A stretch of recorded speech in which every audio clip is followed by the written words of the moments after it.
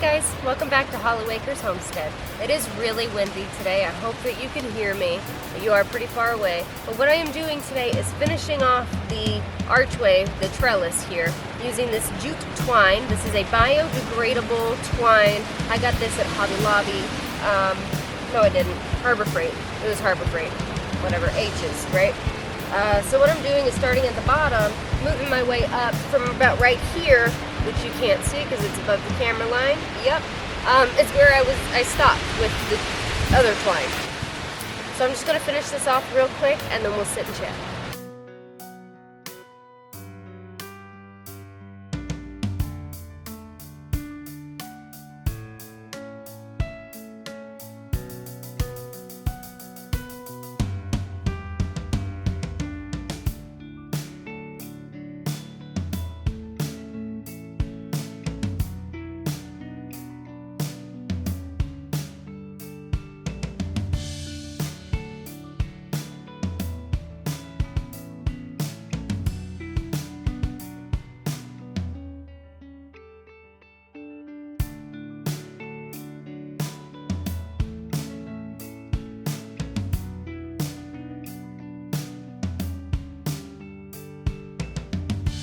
We have got a lot of bean plants here that are just wrapping around themselves. Just in the last week, they went from being little transplants to being, oh my gosh, so tall.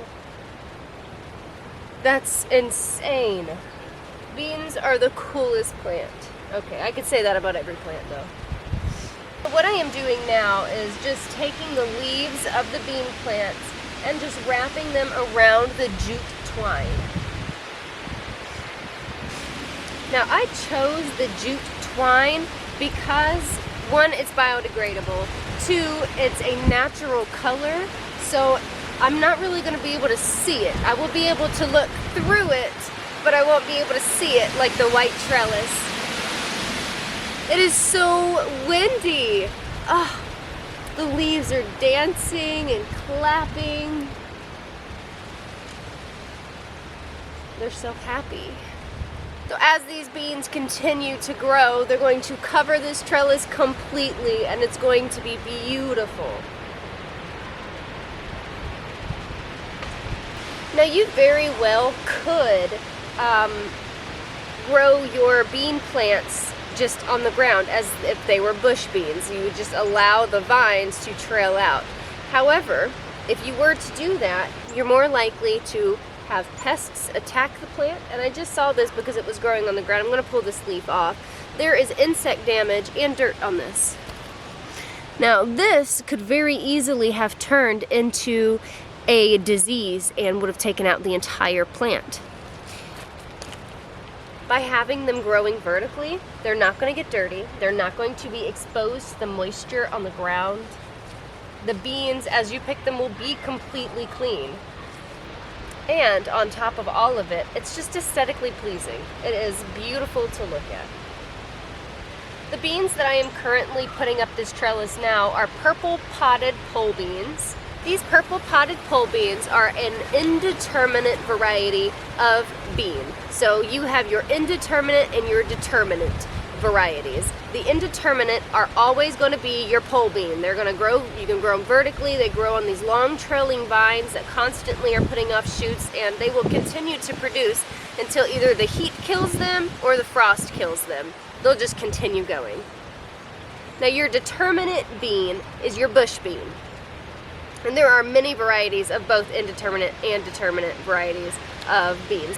When you're shopping for your bean seeds, pay attention to what it says. So it'll tell you either a pole type variety, which is indeterminate, or a bush type variety, which is your determinate.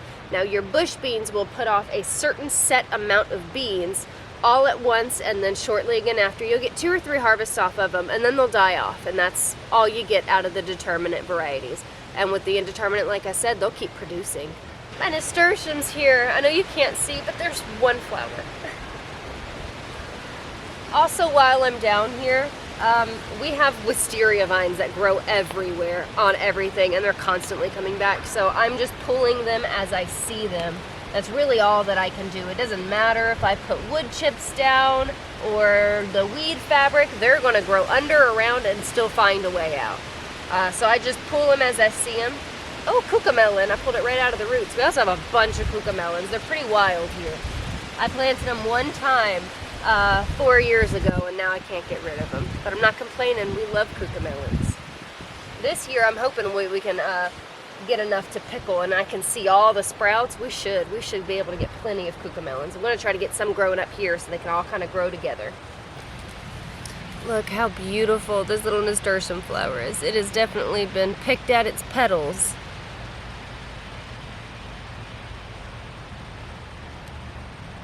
Oh, it's off completely. And we can see here that these bean vines have grown together. So I'm just gently unraveling them.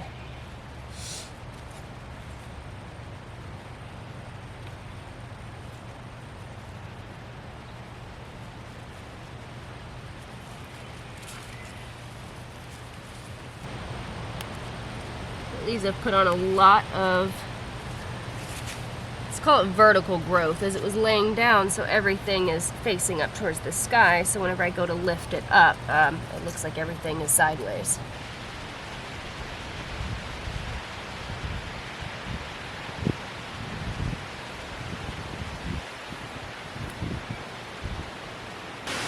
Alright, the leaves on this mullein plant have gotten huge. Huge. They're actually causing an issue on this side, so I need to trim them up. They'll grow back.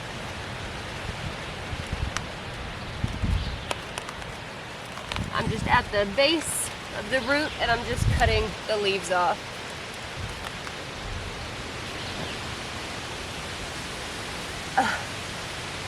Oh my goodness. This thing is awesome. It's huge.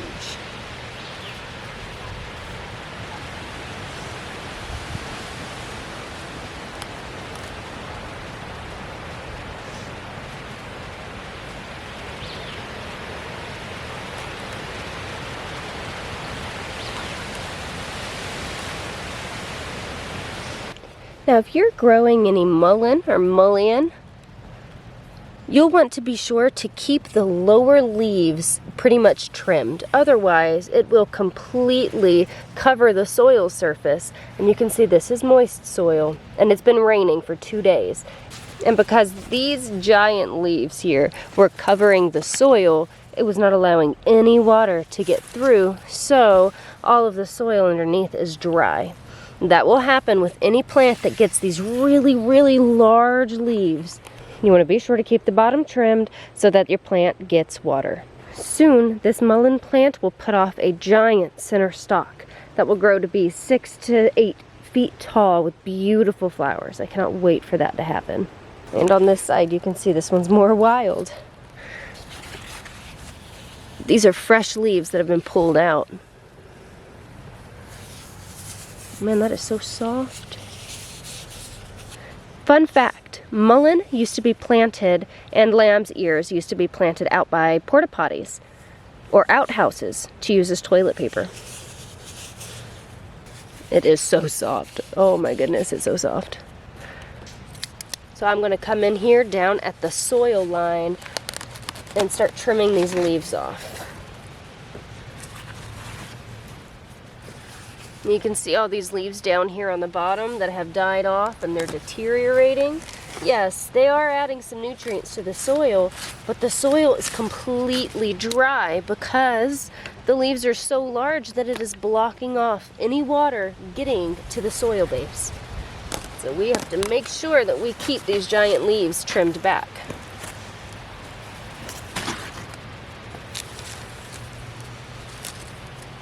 Tons of roly-polies.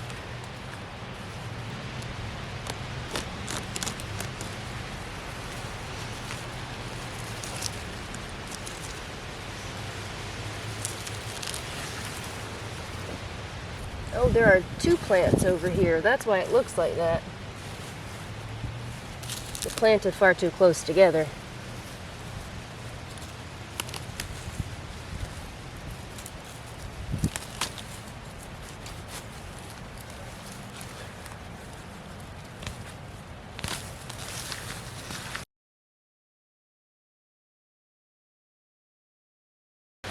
And I'll come back and water this one in.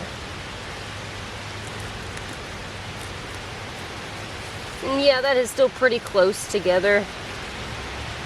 And I'll probably also move it out after I get my new beds built, but we're not ready yet for that. So I'll come water these in because the soil is really dry. Alright, the archway is officially done. Took us about 45 minutes. I love how on the camera you really can't see through this. You can see through all the crap, but that's kind of the point. I did not want to use the white netted trellis. I definitely wanted to use this jute twine, the natural color, and it looks good. Yeah, I can see through it. I'm trying to fight the urge not to weed today because my weeding day is on Wednesdays. Today's Monday. I have other things that I need to do, and since I have a day specified for weeding, then I think I should just stick to that schedule. Of course, I mean, vines everywhere, vines everywhere. Yeah. All right, this archway is done. That's exciting, and you won't believe it, but in just 3 short weeks, this will be almost completely full. All the way up, and then it should be putting on beans within the next 2 weeks, hopefully. Hopefully. I do need to go get compost. Once I do a top dressing of compost on everything, I mean, things are going to explode as soon as that happens. Got a heavy weed though. Gotta. Compost. Definitely I need some straw to use for mulch. I want wood chips in the walkway and straw on the garden beds. I get to start building my beds soon. I am so excited for that. I've decided to level the right side of the garden, or the left side. You know what? Within the next couple of weeks, once I have all the stuff built, seriously, I'll be like zone 1, zone 2, zone 3, zone 4, 5, whatever. And then you'll know what I'm talking about, and I'll know what I'm talking about, more importantly. You know, any day now, these deer can come through and just wipe out all of my beans, because they do it every year. I really hope that doesn't happen. I gotta get this fence up. Yeah. Fence and beds. Fence and garden beds. Yep. I have more leveling to do, just a little bit. It's pretty much done, but it rained really hard. You saw the way that the water, you know, traveled down the slope and kind of moved things away.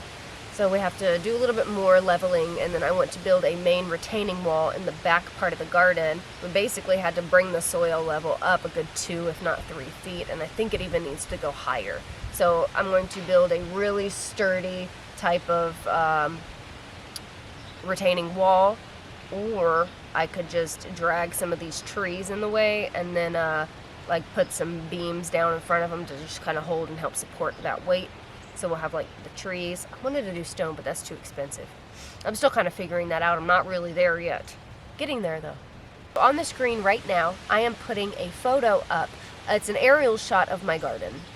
Now you can see where I have drawn in, the green is for the beds, the brown is for the walkways, the teal would be the sitting area and the greenhouse, so I'll have 2 sitting areas instead of the 1.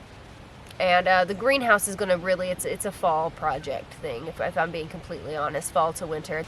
Well, that is all that I have to share for right now. I want to thank you so much for hanging out with me.